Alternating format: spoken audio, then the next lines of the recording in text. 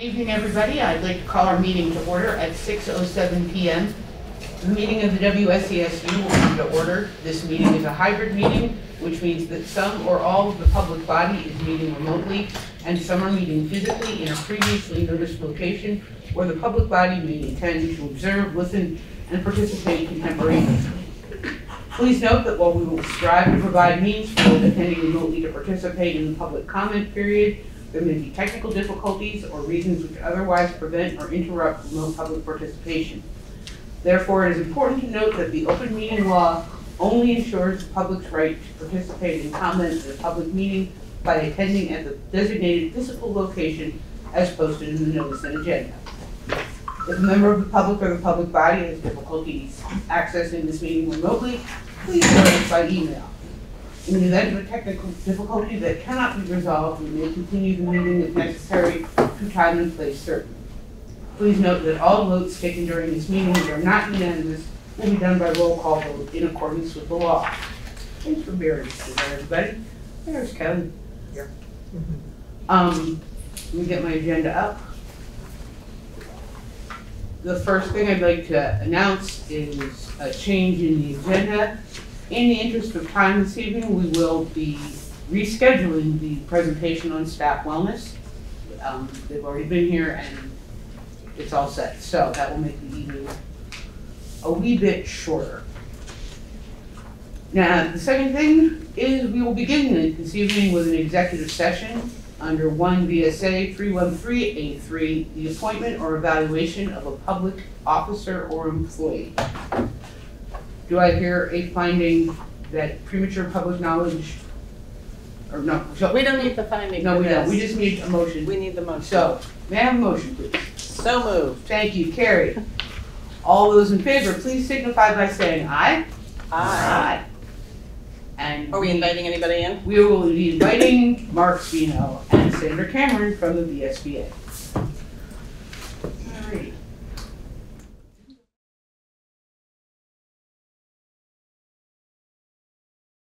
We are back, and I appreciate everyone's patience while we were in executive session. Moving on to the administrative report. You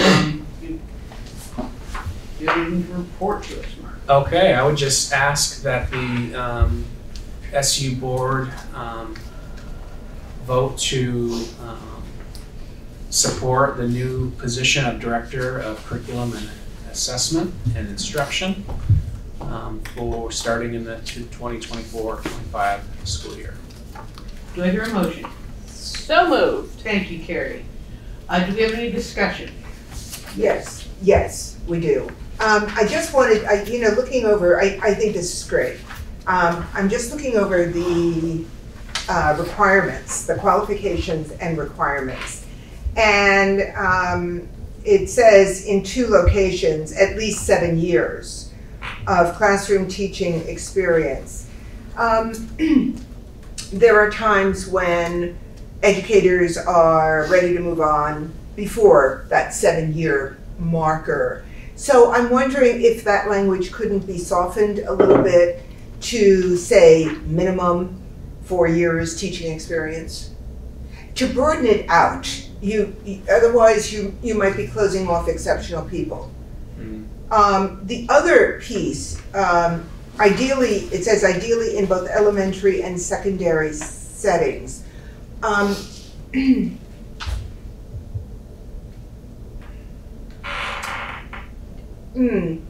would be great.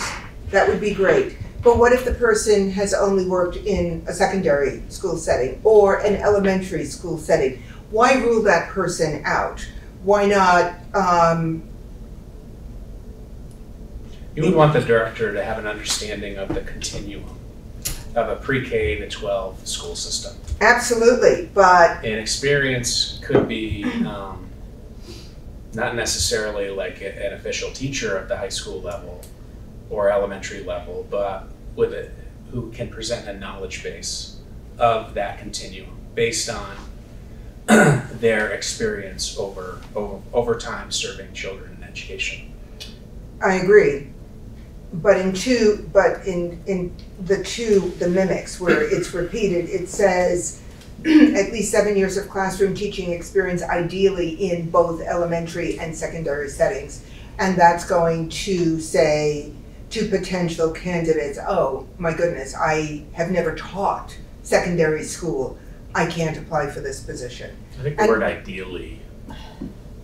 What if we move the word ideally up front? Ideally, 7 years of classroom experience, ideally in both elementary and secondary. So it's something to shoot for, but if you do have an exemplary candidate who's got 6 years,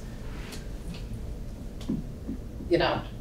Not exclusively, for sure, Yeah. because that would be hard, actually, to find a candidate like that. Yeah. So I appreciate your wanting to soften it, because I'm always looking to make sure we can get the biggest, applicant pool possible. So if there's a way to. And I'm going to say, so many educators will teach in a particular division, whether it's elementary, and don't have an option to move to secondary, perhaps because of a degree, perhaps because of limitations in their particular school setting. I do know that, and this is years ago, when I applied in public sector in New York City, my license was high school, which meant I could go all the way down the ranks and teach. But if I had opted for elementary school license, You couldn't go I up. could never move up. So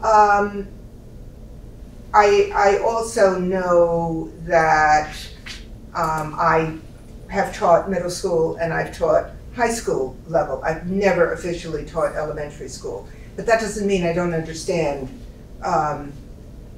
what's going on in an elementary school classroom. It doesn't mean that I can't get a hands-on awareness of it just because I've never taught in that sector. So I would love to soften this a bit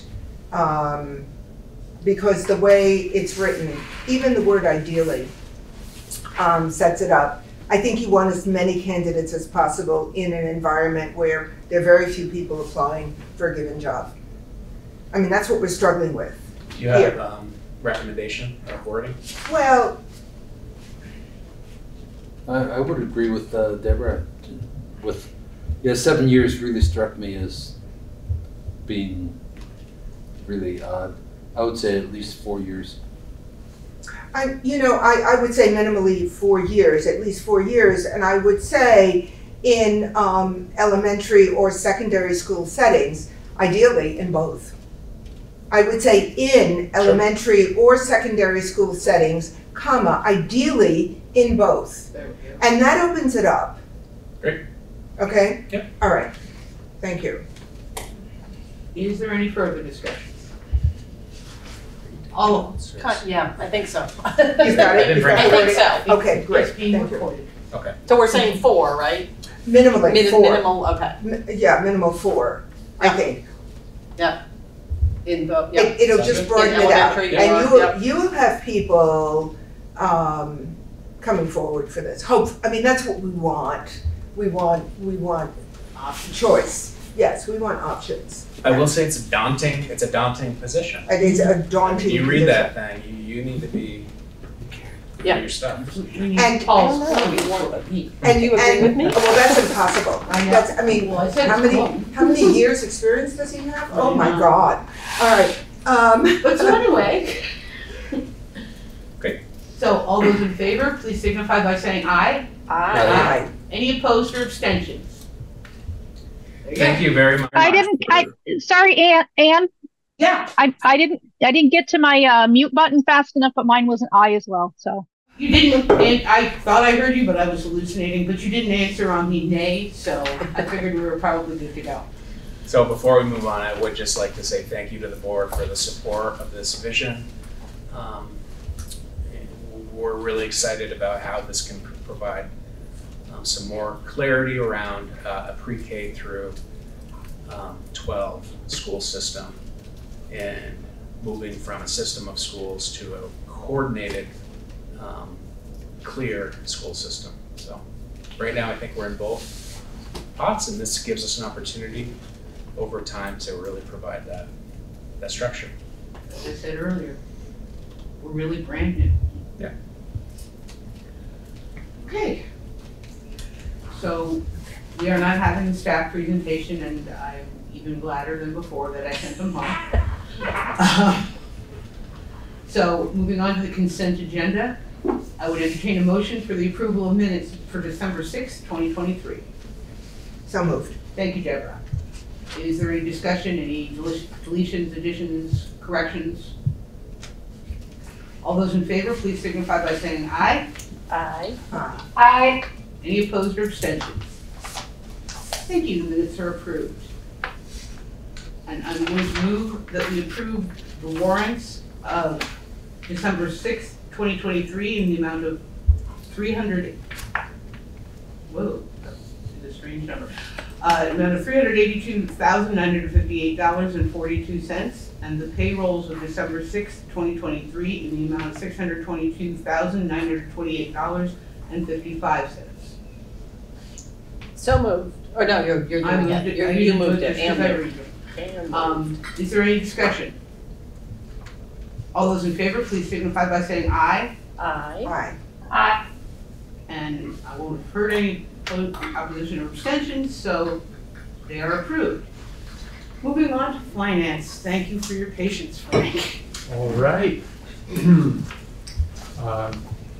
At one point, I think we did have a couple of folks from the office with us, but I'm guessing they're not. Do you know if we got folks still? No, Mary Steiner?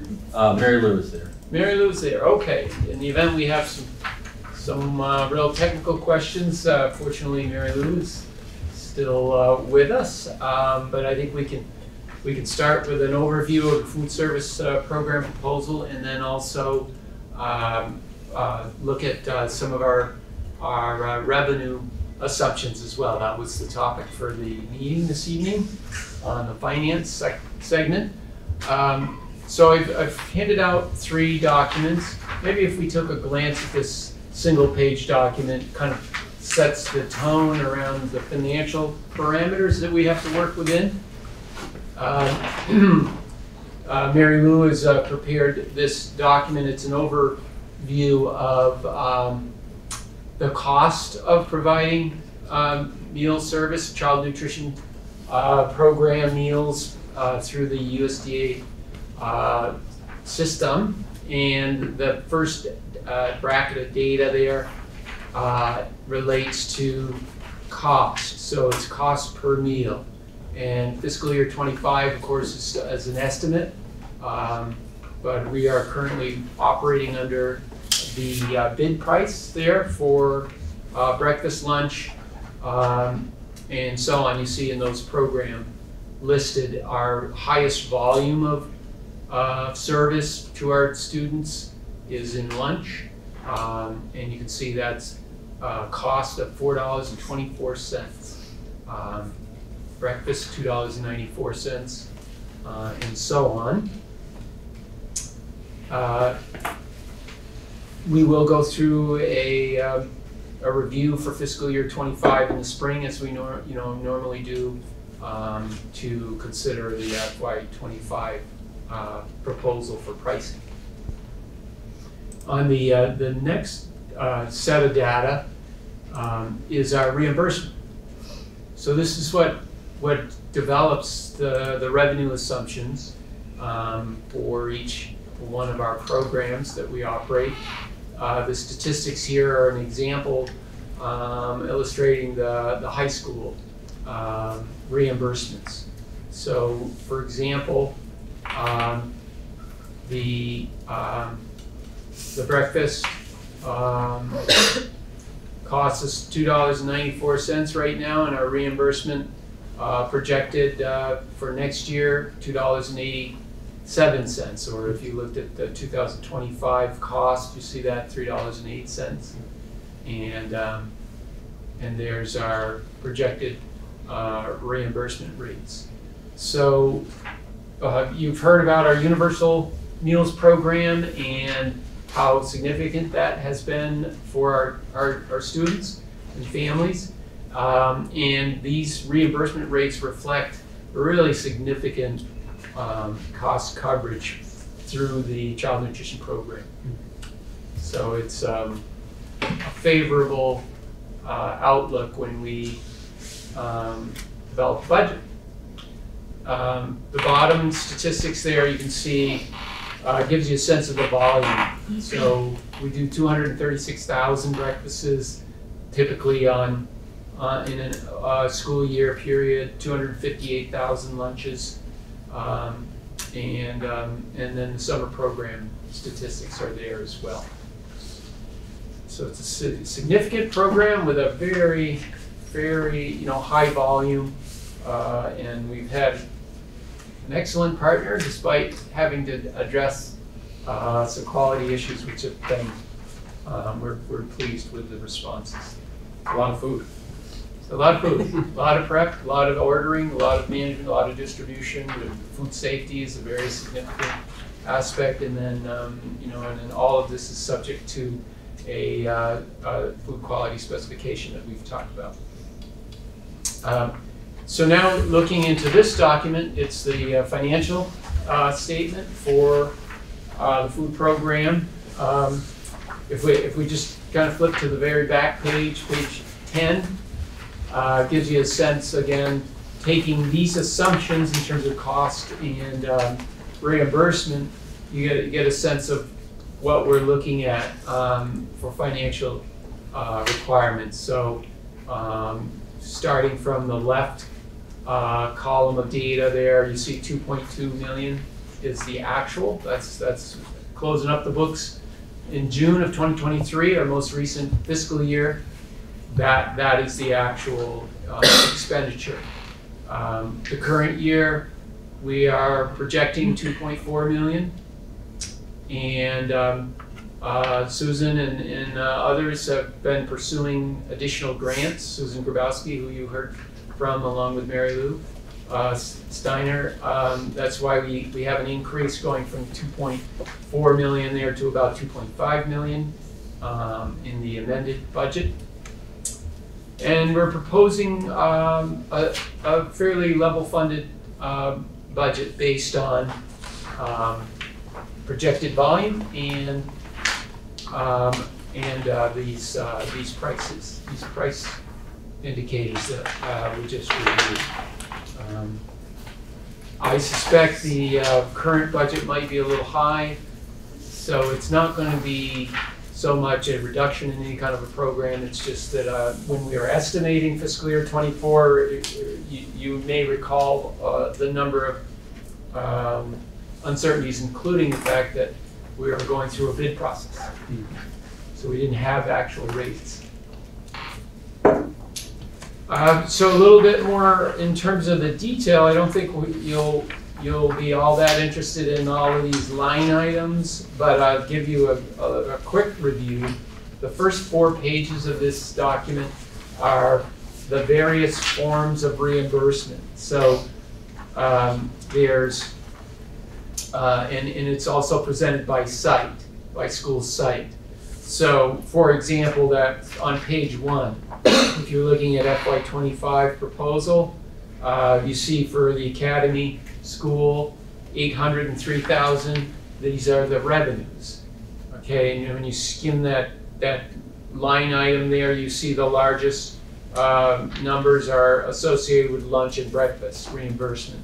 But we also have a new number there, 210,000 into universal meals. That's the new program that now is being planned for in fiscal year 25. Ed fund or not? This is part of the state's Ed fund. support. Yep, through the Ed fund. Yep. The reason why we don't have a budget in the current year, you see on that, for example, the universal meal line item, is because there was no assurance it was going to move forward, so we didn't budget that. We budgeted the resources you see there under the USDA school lunch program, the number just below. Okay, the 310,000 instead of the 0. Again, just give you another reminder of the codes, the last several digits in the sequence after, the last series of dots, anything that starts with a 3 is state money. If it starts with a 4, it's federal money. Frank, can you tell us what's going on with farm to school? On the second page, you have 8,350 for Dummerston that's gone. Don't the other schools have farm to school too? Those are individual grants, and they're not necessarily renewed every year. Like, you know, for example, on page 1, you see 14,000 is the very first line. That is a specific grant with a particular time frame for funding. We've been very diligent in taking those kinds of resources and buying the types of equipments that the grants are designed for. And so when we qualify, we pursue the grants, and then if we don't qualify, we don't have farm to school? They are annual grants. Oftentimes the same applicant does not receive successive grants. It's intended to be shared across the state.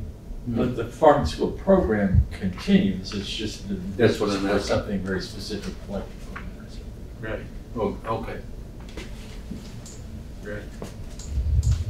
So just kind of glancing through the site proposals, you see the high school 700,000 is the proposed revenue. Dummerston 116,000. Page 3, 107,000 in Guilford. Putney 185,000. And then looking at page 4, the Vernon district, 167,000 is the proposed revenue for fiscal year 25, and then we have the summer programs and so on page 6 or page 5, the total of that. So you see in aggregate the 2,420,000, which is the same spending number we just talked about. It's a balanced budget. When we do look at spending, again, it starts on page 5. It is by site, so that page 5 is the expense. And again, the obviously the largest single expense line item is the food service contract. And you see that proposed in that for the Academy site, which also serves Green Street and Oak Grove, 716,000, a little under 5% in inflation on that estimate. The high school, page 6, similar kind of volume, 715,000, and then you'll see similar pattern throughout the rest of the document in terms of spending correlates pretty closely with revenue. So that the total expenditures match there. You see, as we started with on page 10, the 2,420,000. And we do have a planned use of some deferred revenue to balance the program. And we remain in very good fiscal shape as a result of these really favorable reimbursement rates. So that is a quick review of the food service program. So sustaining an excellent program with a lot of services to our kids. I also wanted to review some of the broader revenue assumptions now that I've gotten through some of the weighted average ADM. So before we turn our attention to that, any other questions on the food service proposal?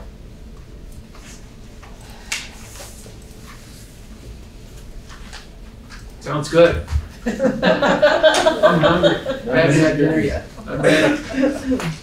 So the other package that I've handed out to you, it is the okay. Thank God. I will survive. Is the usual summary of our comprehensive budget. So we've reviewed the instruction, administration, transportation. That was our first meeting in November.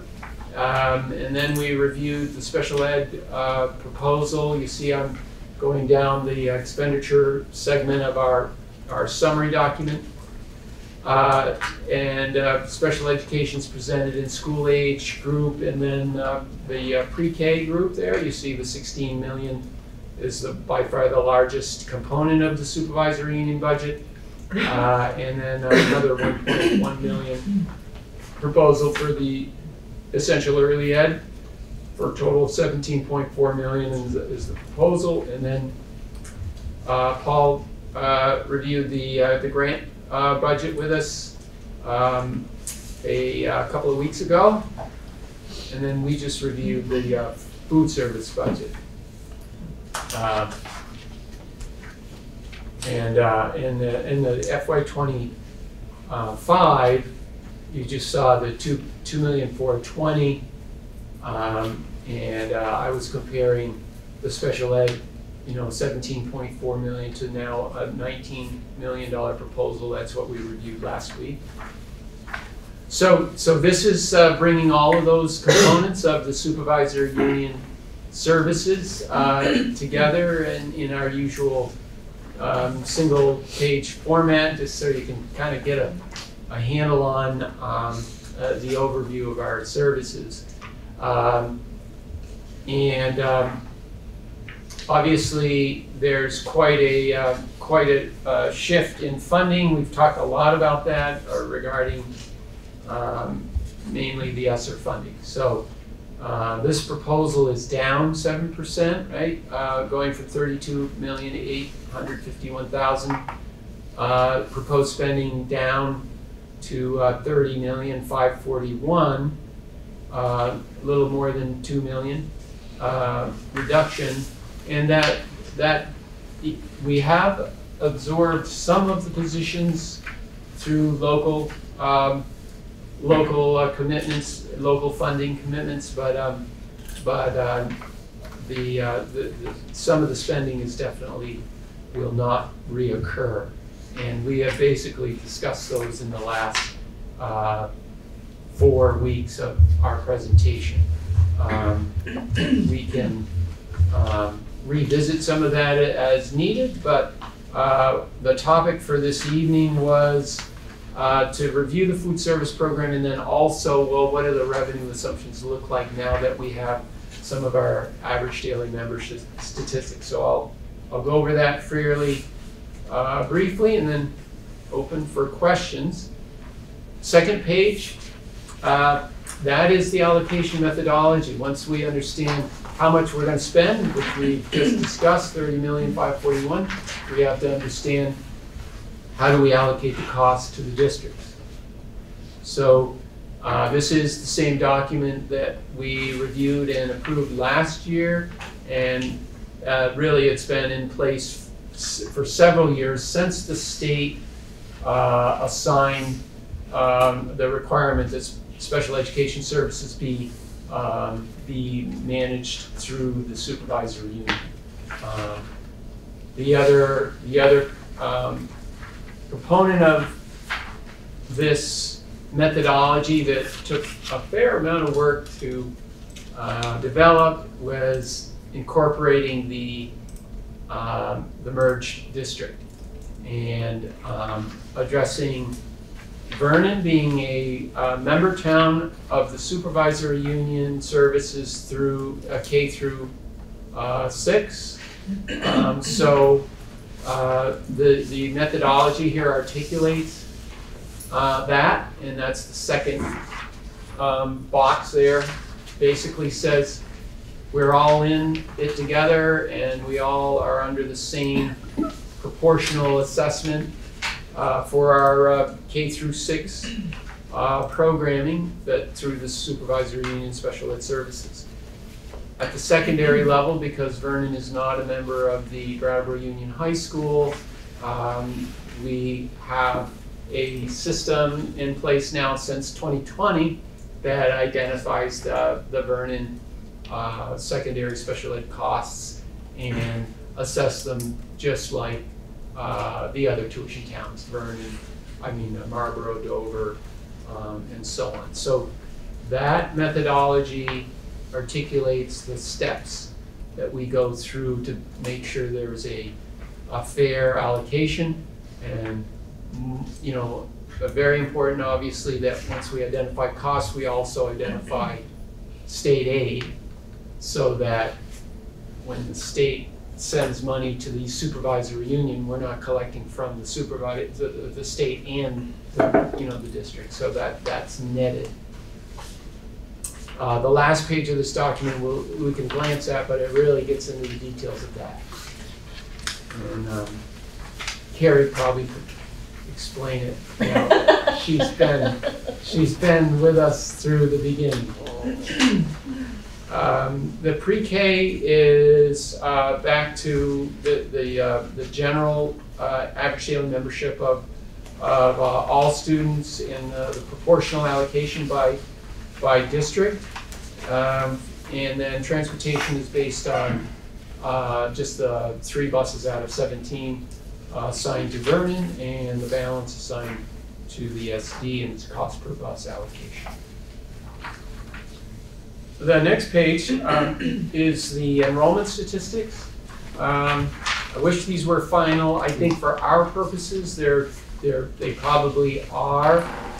We are still waiting for the state to work through what they call the census data collections.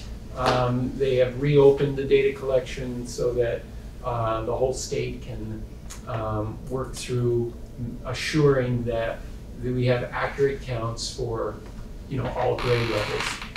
We know that our ELL counts have not been fully integrated into the state's database, so that's definitely a priority. But remember, we use ADM for the supervisory union allocation, and that is the default per state law. We do not include the pre-K and the EEE in our proportional calculation because it's very inconsistent. What is ADM again? Average daily membership are our students, and Vernon does not operate a public pre-K. Oak Grove does. Some schools do, some schools don't. So we are using a apples to apples kind of statistic to allocate costs. But what you're seeing here is the top bracket of data in the enrollment on page 3 is the current census that was just drawn and sent to the state in November of this current year. And you can see under the totals there, when we put Vernon and the SD together, we were 2,455 kids using this criteria. The state has, depending on what purpose you're collecting data for, they have lots of different criteria for counting kids.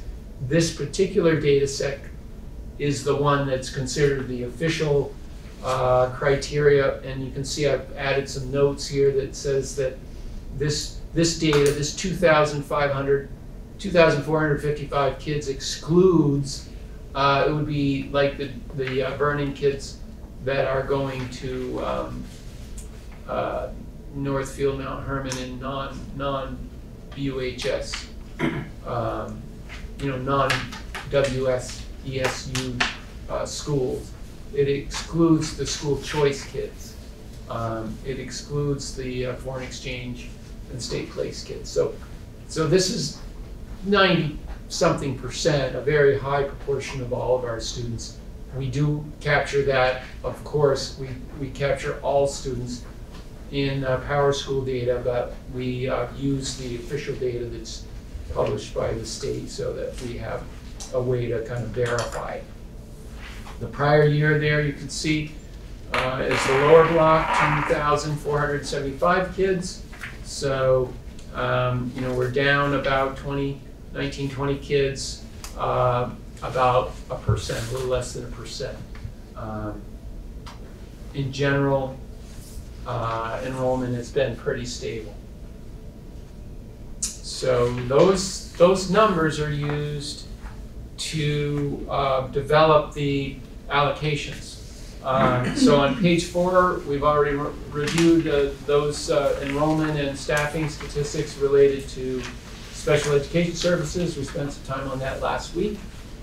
Page 5, though, takes the numbers that we were just looking at in terms of enrollment, and it simply calculates those proportional statistics. So for the town of Brattleboro, K through 6, you would see on that enrollment chart that there are 668 kids associated with the Brattleboro town schools.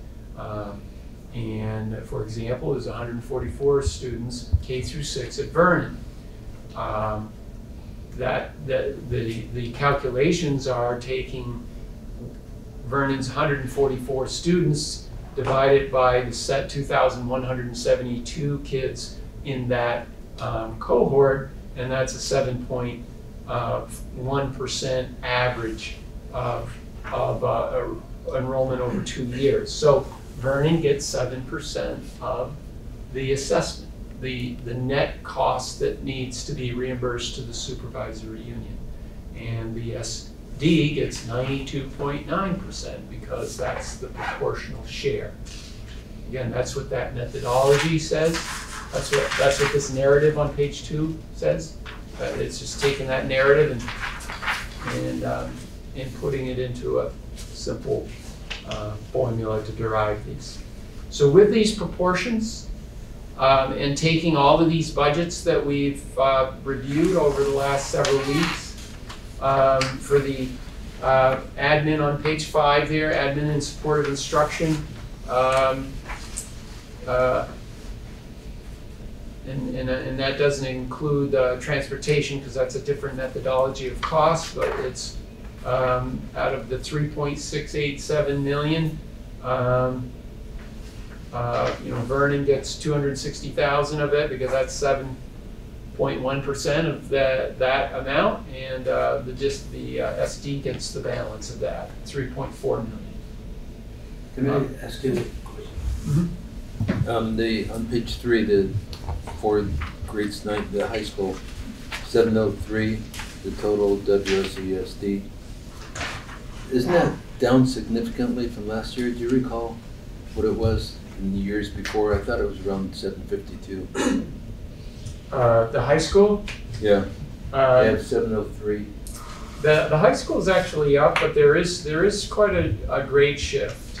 I do have other data that shows, but I believe the high school had a relatively large senior class and a relatively small freshman class coming in, and but that's been made up in some other districts, and that's why we only see a 1% overall change. But yeah, it isn't unusual to have a class of 200 in a grade level and an incoming class to have 160. And when we have that, it does, show up. So you say incoming senior year, that means that next year we'll have fewer. Yeah, if we get to a school level statistic, yeah, and this data, because ultimately tax rates get turned into a town statistic. That's why the state puts it on a town level, because each town has its own unique CLA. Yeah. But I do have the statistics that derive these same numbers by by an individual school. And for example, let's see. That's fine. Thanks. Okay. Yeah. Glad to elaborate on that. Let me just do a quick quick glance here at some enrollment data.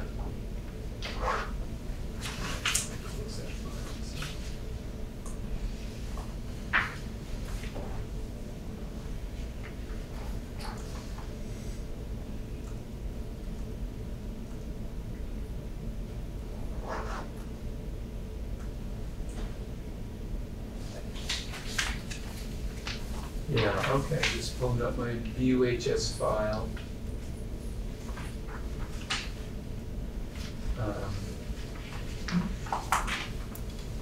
Yeah, so VUHS has, yeah, they have a current senior class of 223 kids, and their ninth grade class right now is only 160. I must have remembered that number.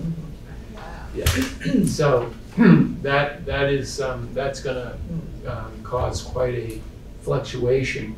I do think our 8th grade class is pretty big though. Yeah, and that's, yeah, so it won't entirely make up for the difference, but and the same is occurring in individual schools where like Guilford has a current 6th grade class of 11 kids, but their incoming kindergarten is 15 kids. Okay, and then the pre-K is 27 kids. So, you know, when you have that sort of inconsistency but at a grade level, you're going to see some variation. But where the Windham Southeast merged district is really benefiting in a number of ways. We talked about that a few weeks ago, but certainly around enrollment. A small school that used to be independent, when you have that kind of a shift, tax rates can change by 10-15% just because 10 kids left and you only had 5 come in, or maybe it's vice versa.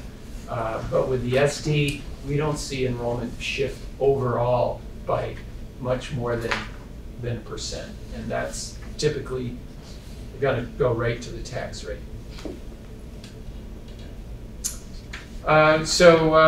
That's the allocation methodology. We've gone through all the costs. I was just illustrating, including the new position that you just approved this evening. These numbers reflect that additional investment, and you see special education, essentially early education, and then the total at the bottom.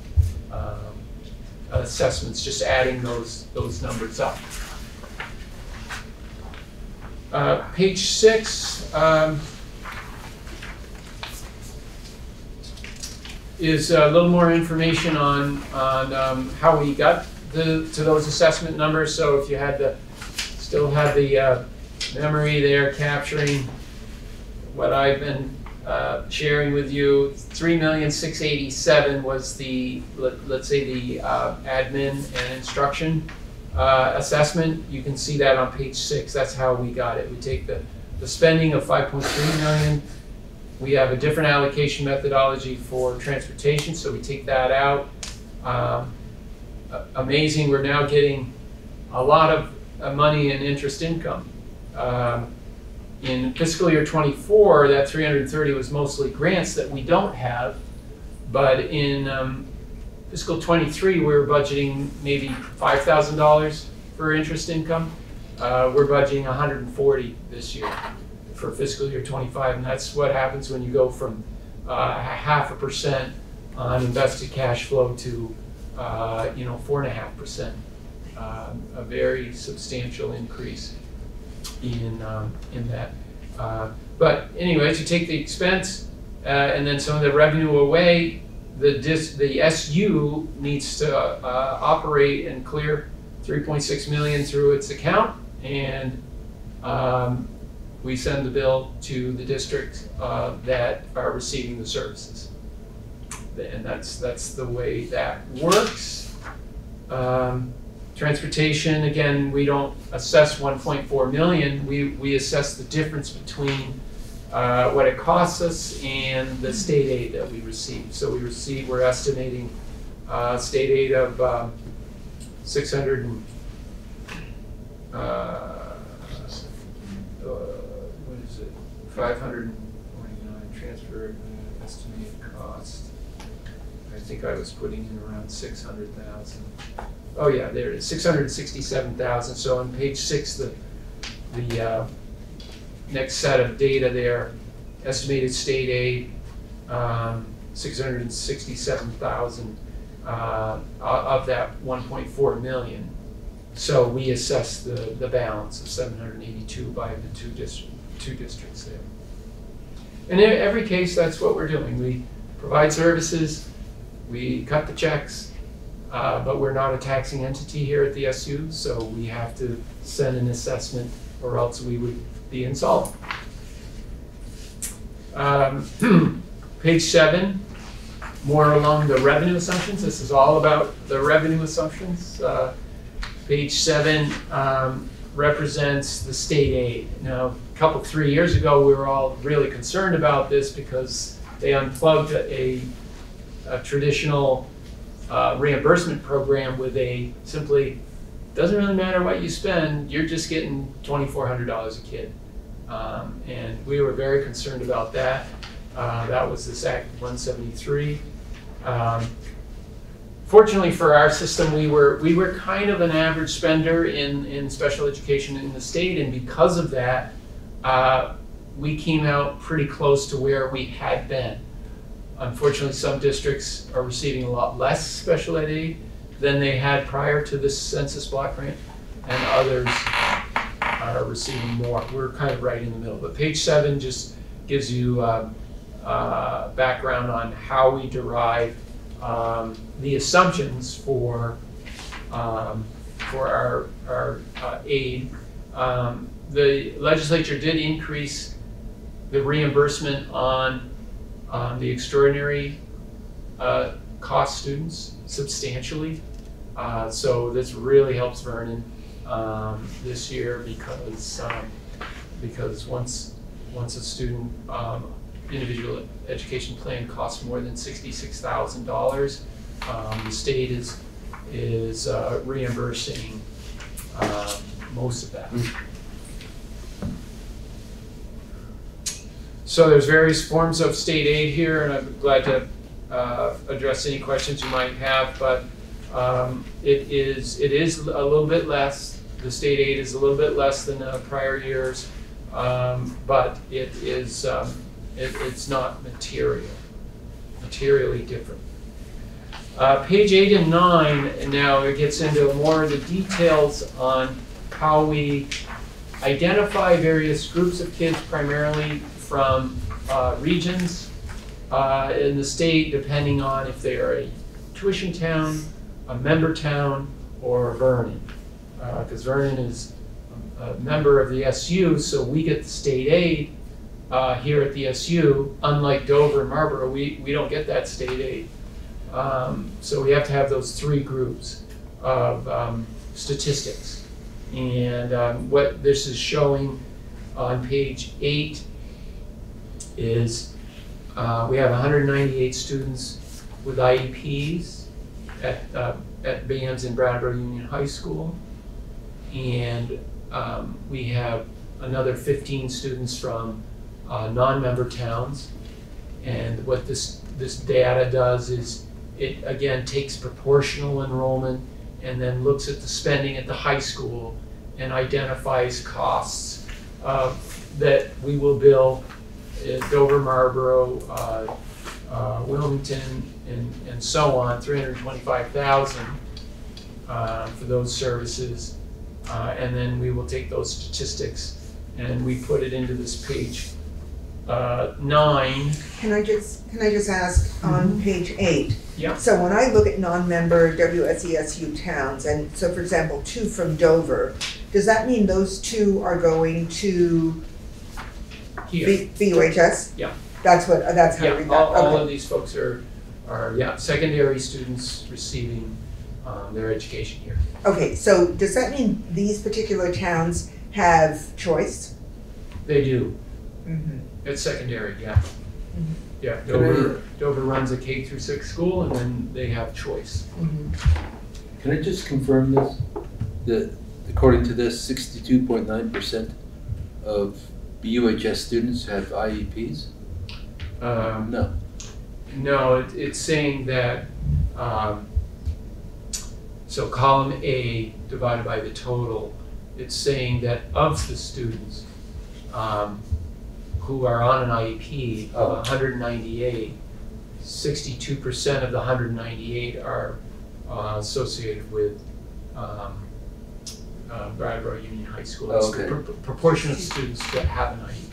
So the percentage of IEP students would be 106 divided by, what'd you say the population was of BUHS?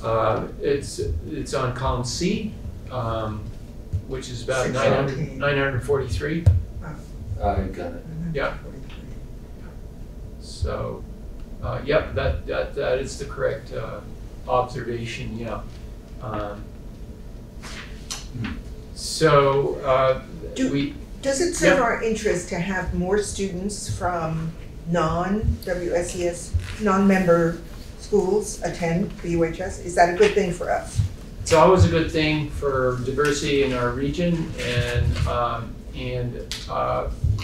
you know what I mean by our kids that grew up together in Dummerston and so on get to meet kids from other regions of the state. That's always a good thing. From a financial point of view, it's a very good thing for our regular education program, in that typically to educate the approximately 100 tuition students that attend out of our 1,000 students, we don't have to hire a new teacher, we don't have to build a new classroom, we don't have to buy any particular. So it's, from a financial point of view, it subsidizes the amount that we have to ask our taxpayers to pay from the member towns. In special education, it's really not a financial benefit or a burden. It's a direct bill for services. Yeah, unlike regular ed. Regular ed, we set a tuition rate of $18,000, but we're not hiring somebody at $18,000 for that year for that student, right? It's a real financial benefit, and we would be well served. We were talking about this the other day at the admin meeting, that we need to do a better recruiting job. I was wondering about that, yeah. Yeah. Right, okay. Yeah, which means going to schools and go to Vernon and sixth graders and talking about what the opportunities are at the middle school. Yeah. So page 9 is a lot of detail, and it's primarily for being fair to the SD, being fair to Vernon. It's taking costs, netting revenue by elementary and secondary, and then sending out an assessment that says, here is the cost of the services being consumed by each of these groups. And then that becomes the revenue source to allow the SU to operate. So that is our revenue outlook in a comprehensive budget. And for next week, the only thing I would add to what you have not already seen is I will take these assessment values that we just discussed, primarily on page 5, and I will put it into those documents that you have. Remember how the revenue assumptions were 0? I can't do the revenue until we go through all of this data. So I just completed that this afternoon, and I'll be doing that tomorrow. As soon as I do have that, I will send it out by email so you have that. That's what you would be voting on the 20th. I don't expect the $30,541,000 to change.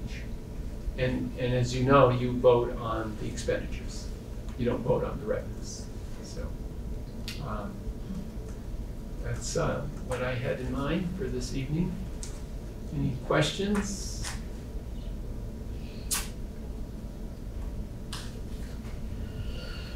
So nothing will really change next week in terms of a vote.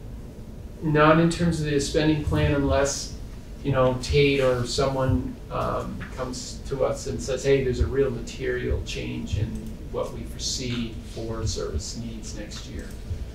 But I vetted every program with all of our educational leaders in each one of these segments. And I think it's a well thought out plan. Curriculum assessment, as you know, is probably the most significant change, and you've heard a lot about the rationale for that, and that is in this plan.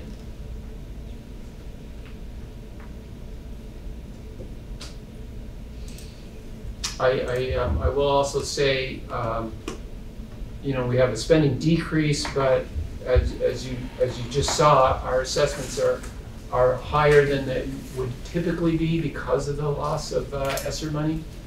But on a very preliminary basis, I do have the weighted ADM, and I'll be working on that tomorrow as well and into next week.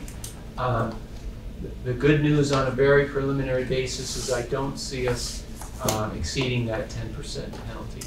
Unfortunately, it's highly likely for the SD that we will be looking at substantially more than a 5%. But remember, Act 127 says, well, if you are anything more than 5 but less than 10 projected cost per student increase, then your tax rate will be held back to no more than a 5%. For how many years? For 5 years. But it is a conditioned every year. You know, You have to meet that. You have to meet that criteria. I haven't done Vernon's preliminary yet, but I'm working on that as well. So my point is that even though these are higher than typical assessment increases, I see them being absorbed by the districts within that whole harmless provision of Act 127. That's great. It's really good. It's a huge relief from I was very, very concerned about having to talk about contingency plans, you know, and it's awful time during the holidays to have to do that. But I don't think we will need to pursue that. Awesome. Everybody good? Thank you so much, Frank. You're welcome. Thank you out there, Mary Lou, for what you brought. Okay, so moving on to old business. I have 3 policies to present for adoption that have been adopted by the SD already. E10, School Crisis Prevention and Response, E15, Security Cameras, and F9, Student Substance Abuse Prevention. Do I hear a motion to approve? So moved. Thank you, Deborah. Is there any discussion? All those in favor, please signify by saying aye. Aye. Same sign. Thank you. And that's everybody. And I have the following presented for a second reading that have are also moving through the SD. C9, non-discrimination. D11, public comments on personnel. And F2, bus discipline. I'm hoping everybody has gotten to get a look at those. This is a second reading. Is there any new business that anyone wishes to bring before this board? Alrighty then. Madam Chair, Yes. there being no further business before this board, I move we adjourn. All those in favor, please signify by saying aye. Aye. Aye. Aye. And we are adjourned at 8:45. Thank you so much, everyone. All right.